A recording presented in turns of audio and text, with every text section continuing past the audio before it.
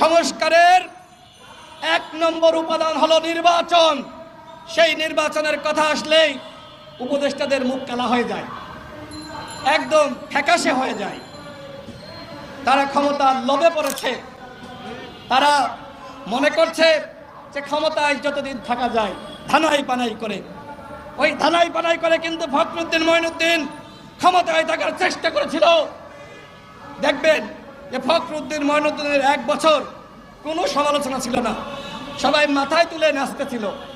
1 বছর পরে কি হলো যে ফখরুদ্দিন মঈনুদ্দিন জনগণের সাথে বেঈমানি করে সে আরেকটি স্বৈরাচার হওয়ার পায়তারা করছিল, আরেকটি এরশাদ হওয়ার পায়তারা করছিল। গণহত্যার বিচার শেষ হওয়ার আগে যতই ক্লিন ইমেজ হোক আর যে ইমেজ হোক, বাংলার মাটিতে আওয়ামী লীগের নামে কেউ রাজনীতি করতে পারবে না। কথা ক্লিয়ার। প্রধান উপদেষ্টা হন আর যে উপদেষ্টা হন, কাউকে কোনো টাইম নাই। আওয়ামী লীগের পুনর্বাসন যেই করতে আসবে জনগণ তাকে প্রতিহত করবে। আমার ভাই জীবন দিয়েছে, রক্ত দিয়েছে, আর তোমরা এখন এই অবিপ্লবী সুশীল উপদেষ্টারা আওয়ামী লীগের পুনর্বাসন মারাও। এইসব পুনর্বাসন করতে দেওয়া যাবে না বন্ধুগণ। নির্বাচন নিয়ে তালবাহানা করলে জনগণ মানবে না। বাংলাদেশের জনগণ উচিত শিক্ষা দিয়েছে, ওরা পালিয়েছে। সুতরাং এই উপদেষ্টা পরিষদের যারা আওয়ামী লীগের পুনর্বাসন করতে চান তারা ফখরুদ্দিন মঈনুদ্দিনকে দেখে শিক্ষা নেন।